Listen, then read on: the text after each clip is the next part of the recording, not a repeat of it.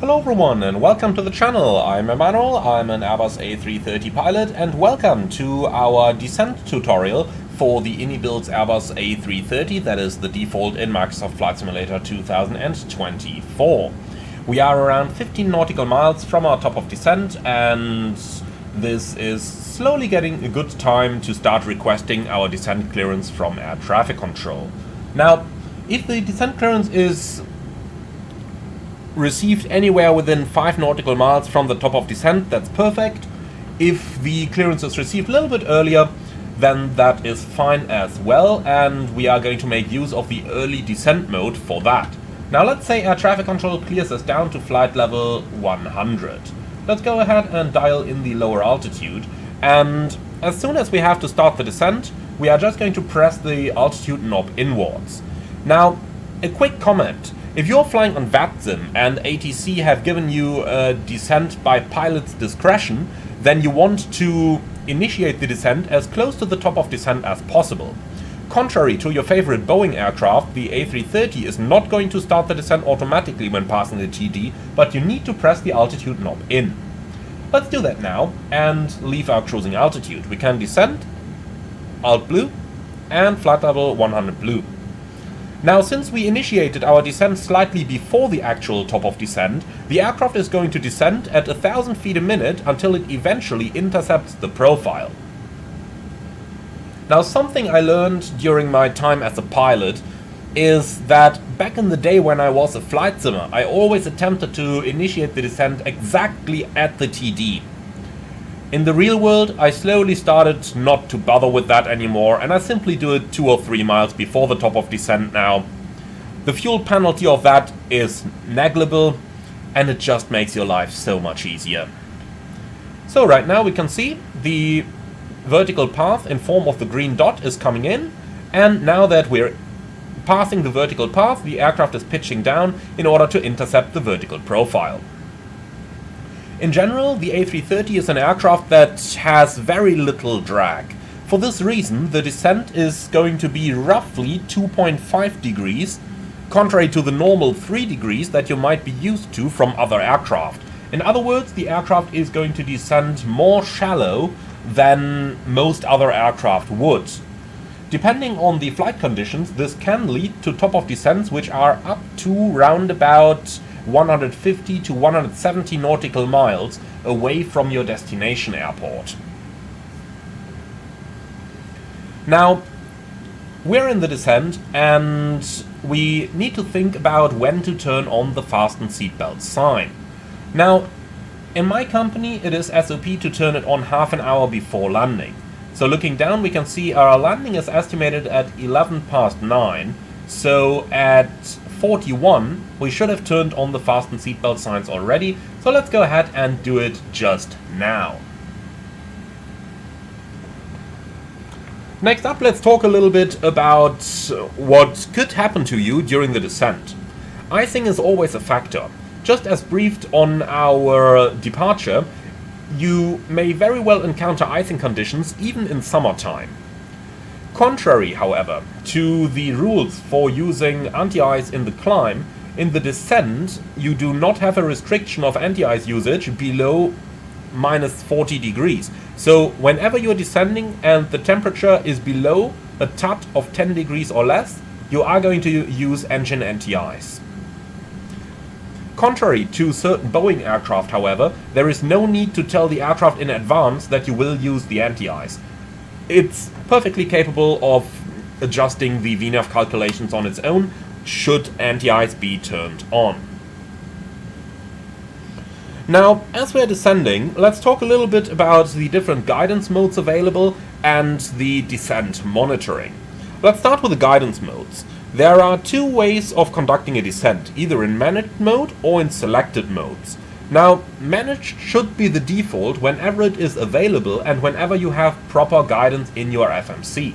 In other words, if a correct route has been programmed, then your aircraft is also going to give you a correct rate of descent.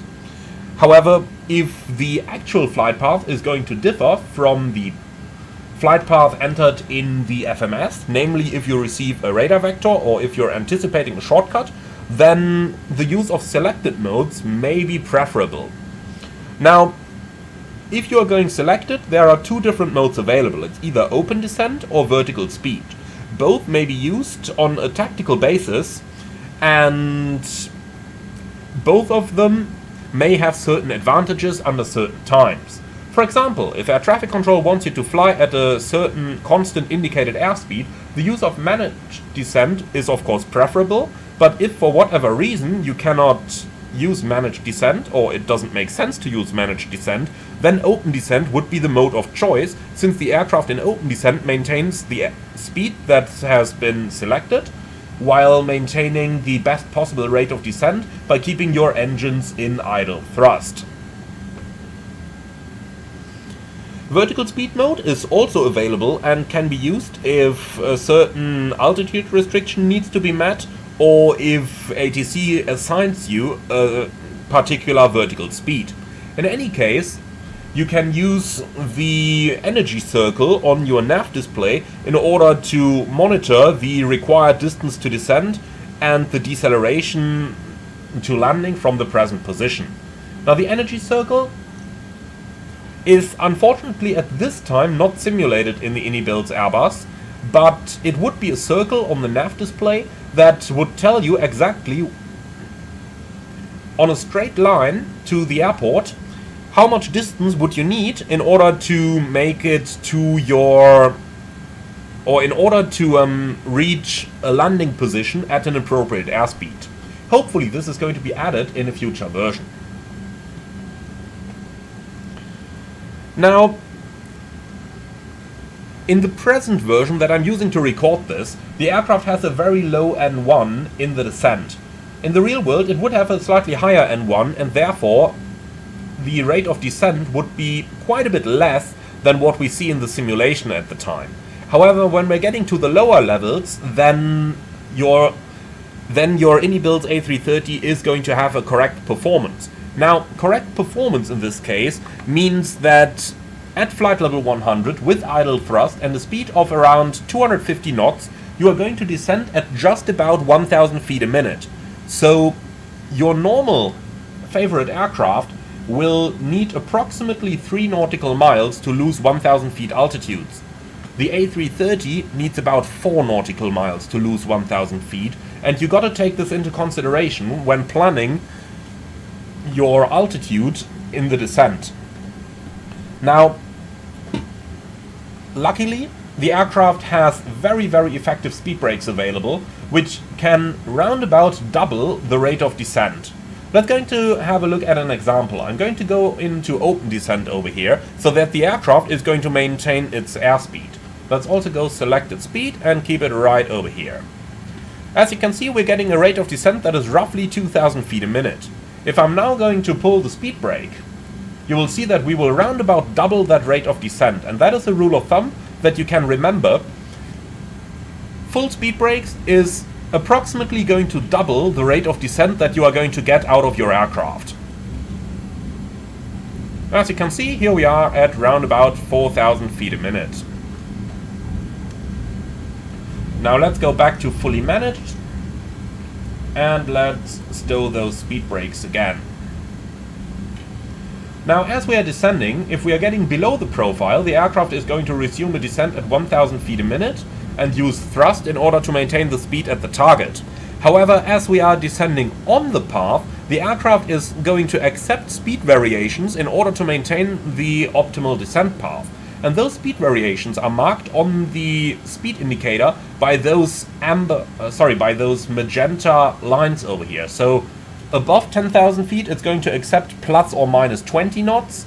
At and below 10,000 feet, it is going to accept plus 5 to minus 20 knots.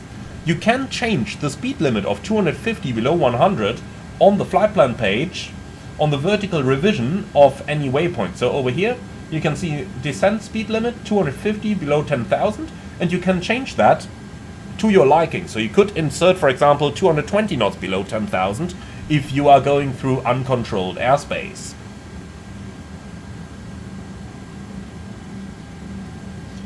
It is very important that you have the correct wind data uplinked on the descent page, or on the descent wind page. You can access it through the init page, wind, and then you can always do a wind request in order to update the latest winds in there to get the best possible VNAV profile. Now, let's talk about what happens if the wind profile does not match the prediction. So if you've got a stronger headwind than what you would have anticipated, the aircraft would typically descend at a steeper angle, which would put you below the path.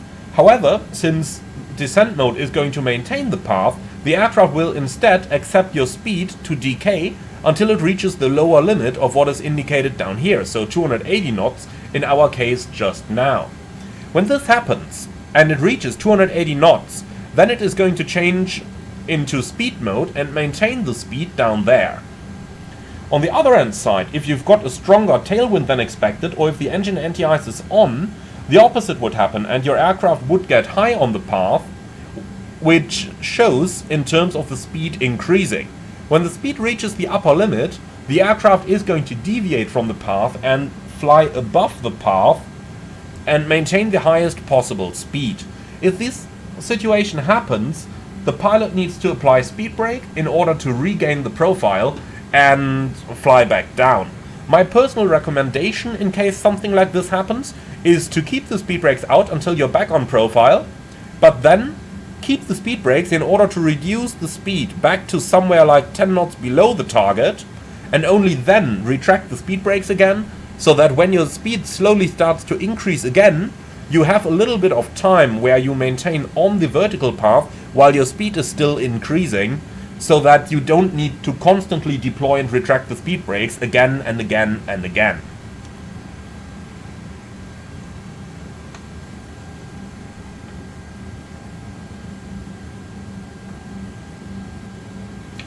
So, we are slowly approaching a point where we can expect some shortcuts from air traffic control. So, let's take the situation we have just explained and put it into practice. We're going to get a shortcut direct to Bavoom right now. So let's go direct, Bavoom, insert. This of course significantly reduces our track mileage, and therefore we are now getting high on profile. We can monitor how high we are by looking at the progress page, and over here we can see the vertical deviation above our path. So right now we are 3,000 feet high. Now let's go ahead and pull the speed brake and monitor what the aircraft is doing. You can see the aircraft is increasing the speed up to the permitted maximum over here.